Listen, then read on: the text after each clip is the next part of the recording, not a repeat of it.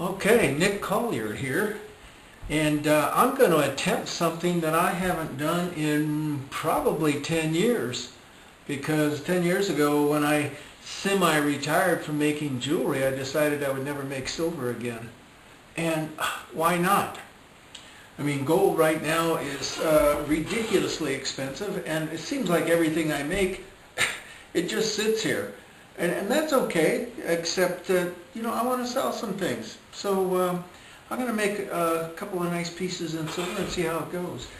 I'm going to start with a piece of turquoise I've been kind of sitting on for, and we're going to kind of block it off here, see if we can get it focused.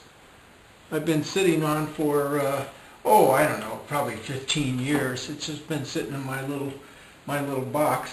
And so I made a bezel for it. And the bezel fits around the stone like that. And now I think we're going to go ahead and just make a back for it. Although we may, I'm going to play around, see if maybe a design wants to emerge first before I build the back.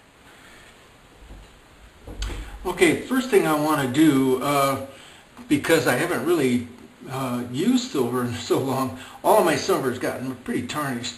So what I do is take a piece of steel wool and kind of clean it up. And I'm going to do that not over the table, but over the floor, so that all of the little particles of steel wool go onto the floor rather than onto the table. And it doesn't take much, just a little bit of scrubbing, and it comes back into a pretty nice sheen. So now just kind of dancing with design here, and I think here we're beginning in a place of kind of reconstituting my not my skills, because the skills are still there, but just the approach. And so why not go all the way back to the beginning?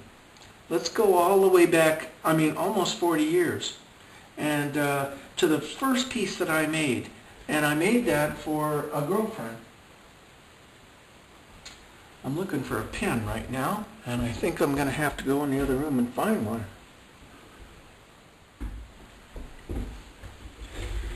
So here I was. I'd moved from the San Francisco Bay Area to the Sierra foothills, and it was beautiful. And I was living in this little cabin out in the woods, and I was paying $35 a month rent. And it cost me $11 a month for utilities. So I was an artist, and I didn't really care about anything else other than art, which was quite a coup for a young man. And so I was living in this little cabin out in the woods, and as I said, $35 a month rent and $11 a month utilities. So basically we're going to just trim this back a little bit so we can get to the design. And I was living pretty inexpensively, and I was 7 months behind on my payments. Now back in those days, PG&E, pretty much let you slide as long as you kind of stayed with them and that sort of thing. And for $11 a month, I'm sure they weren't in too bad a shape. But as I said, I was 7 months behind in rent and in utilities. And so my neighbor was a jeweler. And I went over there and hung out with him a lot because, he was a good guy, and we liked to hang out together. And so what I'm doing here is I'm just trimming off the excess. Probably started with a little bit too thick a piece of metal, but hey, it's not that big a deal.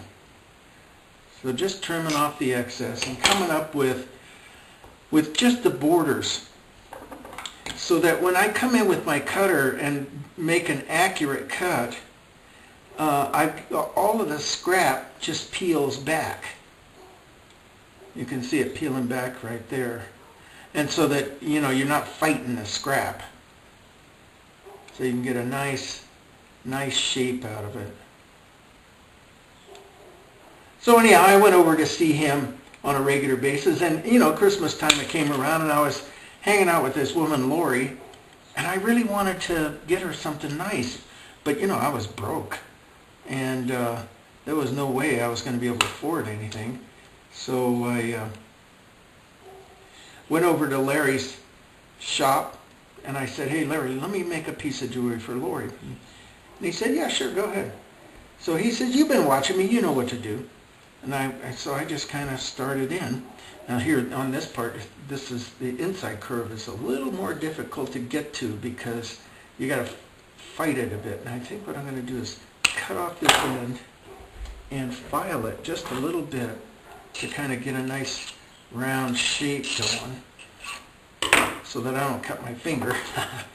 and then I can just pull this piece around as I cut it. Well, not really. Alrighty. So maybe we get a little pair of pliers and pull it around. There we go. So I went over to his place. He just said, "Hey, go." He gave me a few stones I could work with. So I made this little black onyx pendant for her. And, I don't think it took me a half hour to make it. Jewelry is pretty forgiving stuff, and it moves pretty fast. All right. I'm going to have to muscle this one. But we're getting there. And then you can notice, even in this case where it's this inside curve, that scrap peels back pretty easily because there's hardly any of it there.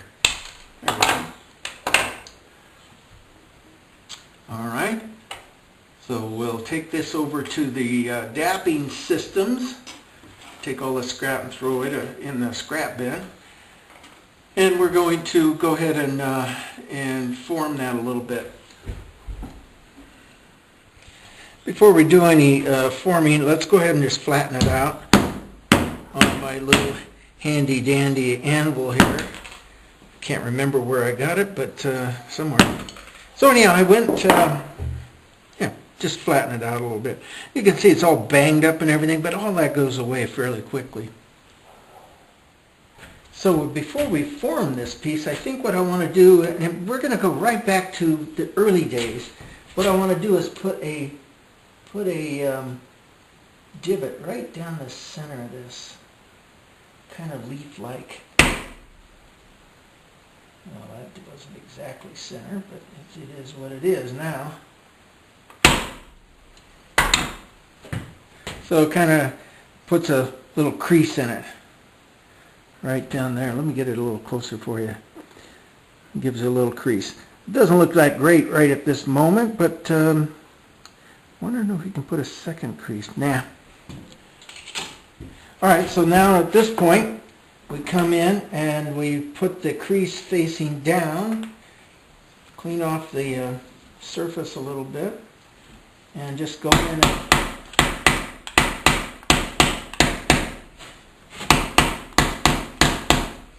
pound that a little bit, and we get a nice even dome. We'll go back to the design and see what it looks like.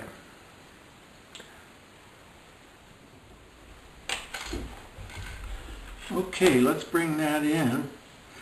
And it looks pretty good, except for me it's a little bit too wide. So I want to trim it down just a little bit more. Maybe we can bring that thing in halfway. Just trim off that edge right there.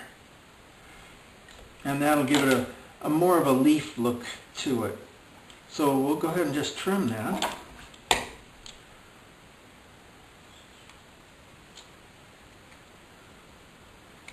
When I first bought these little pliers, I thought they were just pieces of garbage. And yet, I think I've had this little pair of pliers for 20 years. And they just keep working and working. Okay, so that looks a little better. Let's see what that looks like. Yeah. So we've got just a little bit of a design going there, kind of off balance, and I'm thinking maybe we could just kind of bring it in like that a little bit. And the other thing we need to do is I'm going to make a little flower for the top. This is what I did originally, very first thing I did. In fact, this is real reminiscent to the piece that I made for Lori.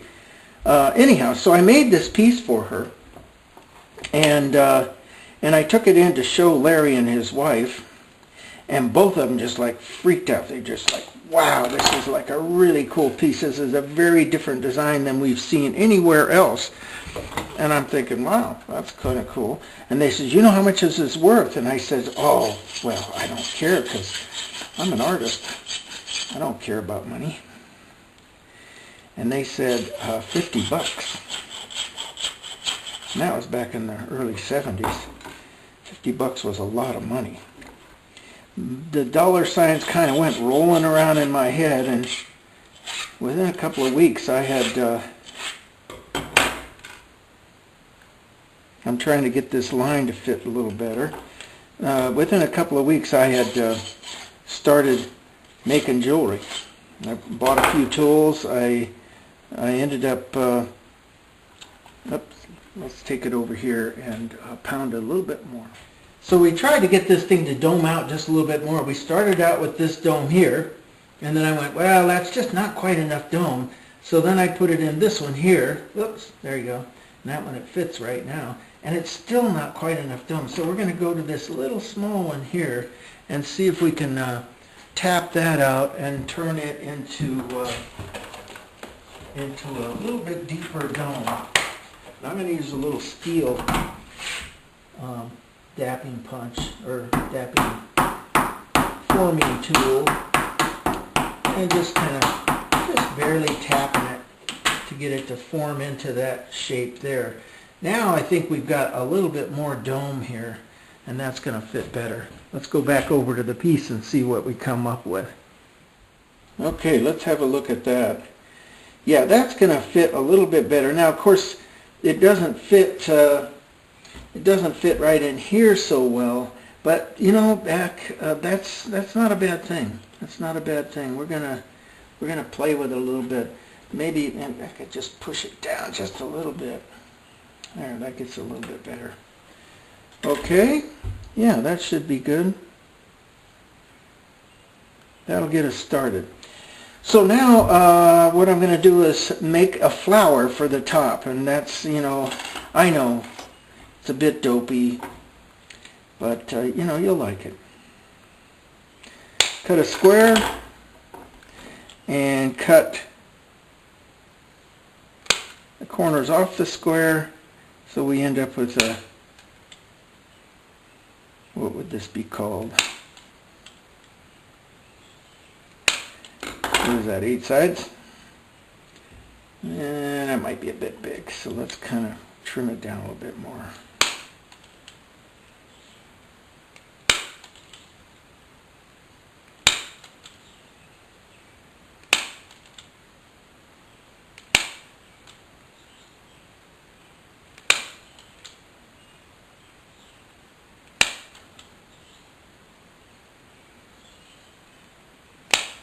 And as you can see, things aren't always as straight as they should be, but that also is not a bad thing.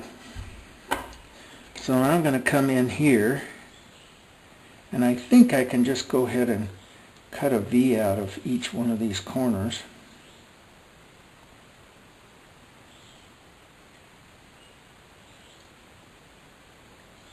And we might be able to do it from that way. I used to take a file to it, but I think this will work better. And it's certainly a lot more random. So we're just, you know, cutting a bunch of V's.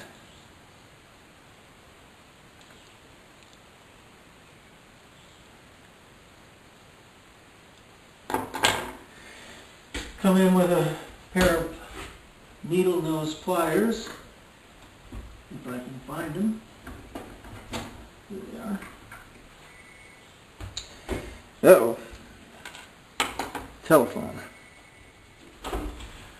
All right. Well, that was my stepdaughter. Today is Father's Day, so she called me and wished me a happy Father's Day. Isn't that cute? So basically, I'm just kind of tweaking off all of these little wedges that I cut a minute ago.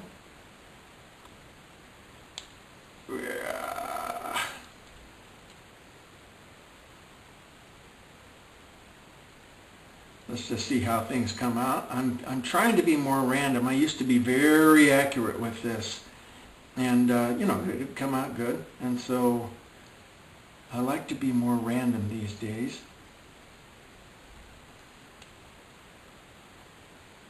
And sometimes it comes out good, and you know, other times, yeah, you throw it in the recycle bin and go on and do something else. But that's, you know, that's starting to kind of take shape. I think it's got some merit to it. Let's come in with a little pair of cutters here.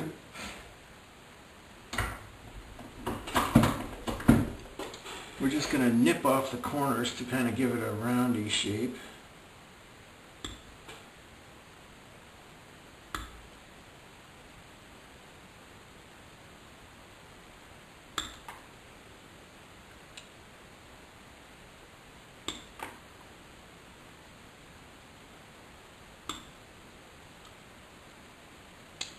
Turn it over and let's nip the other side.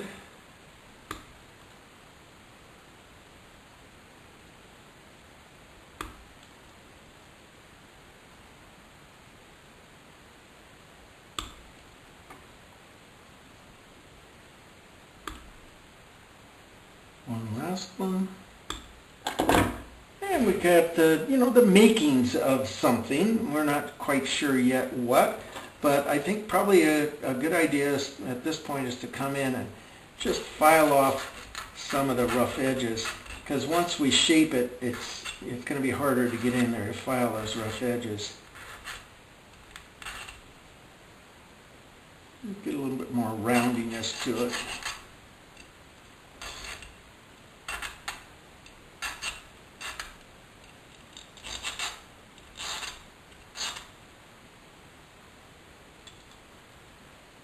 Okay, that was 2. We have 3 more to go. And the nice thing about silver is it's very, very soft. The file goes right through it, no sweat.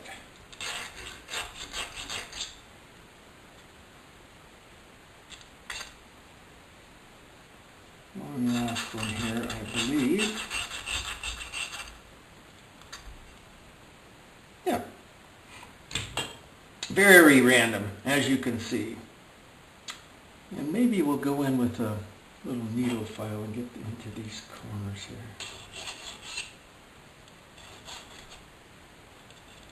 Yeah, the barrette's going to work fine. All right, so we got the big dabbing blocks. We'll put those aside. Let's get the cutters aside.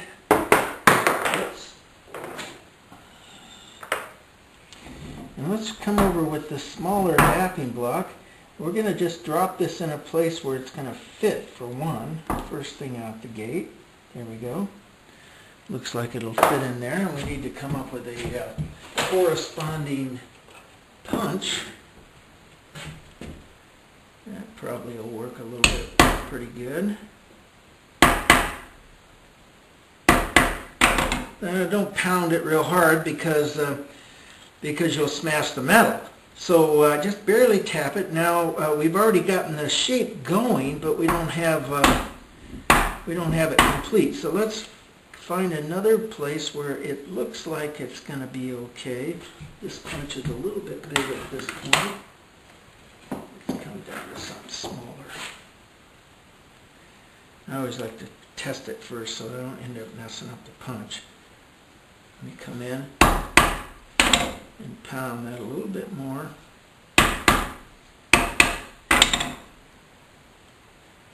Yeah. Now we're starting to kind of get a little flower shape. Bring it in close so you can see it. Just, you know, it's not wild by any means. And I actually might take it in just a little further because it looks pretty good, but I think I want to have it just a little bit more dished.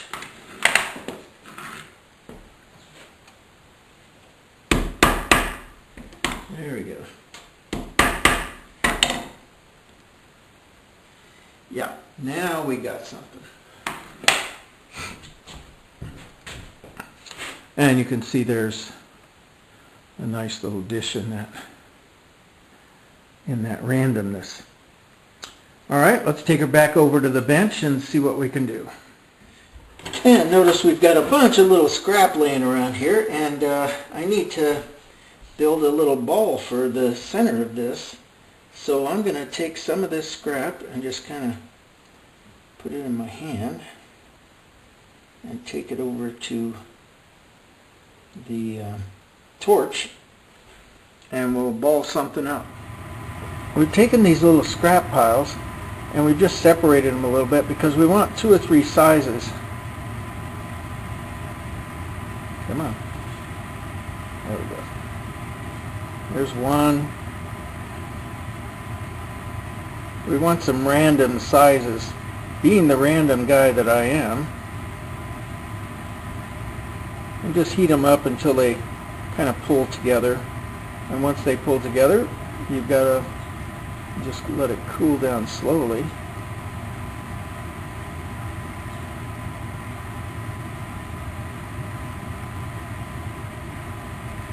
There we go.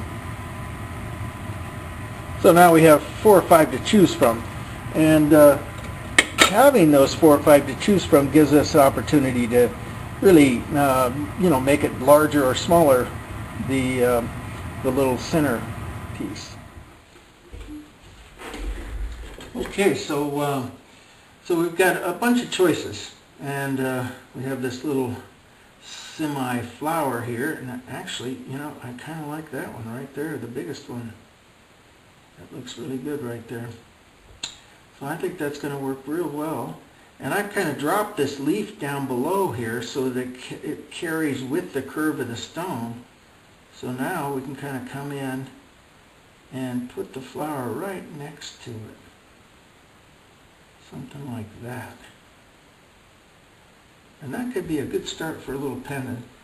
Now it's fairly off balance here, so we have to kind of figure out how to kind of rebalance it. And I'm not sure that I might put another leaf around this side here, which I think would look pretty good. In fact, let's just go ahead and give that a try and see what we can come up with.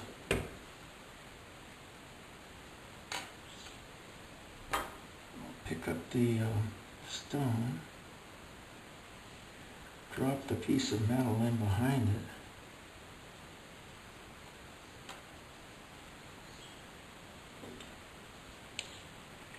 Get it solid and draw around it. So then it would come out like this, and then this would come down like that.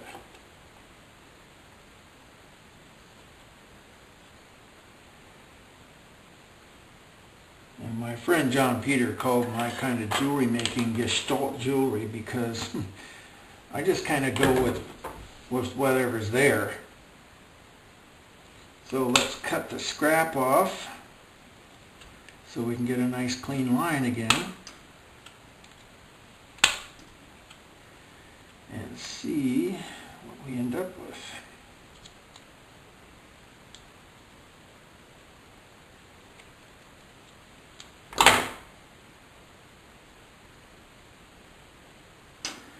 Alright, there's our basic line. Now we can kind of come in and do a more accurate cut. Let's see.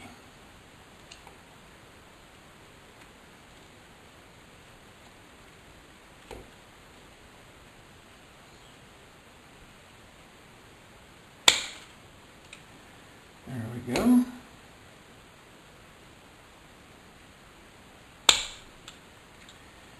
Now back to the problem of cutting the inside. But I think we've answered that pretty well.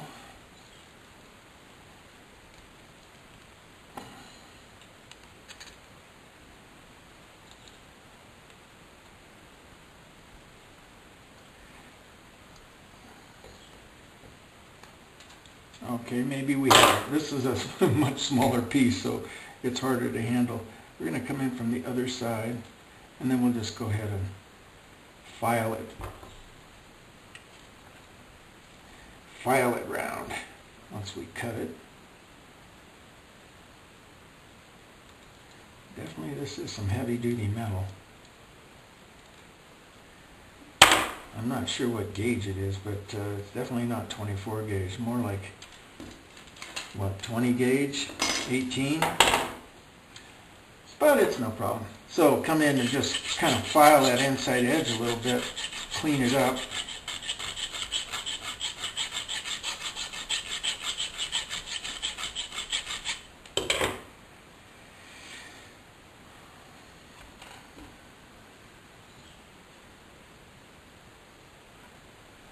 That could have some merit. Now once we dome it, it's going to kind of pull in a little bit, so I think it's going to be just fine.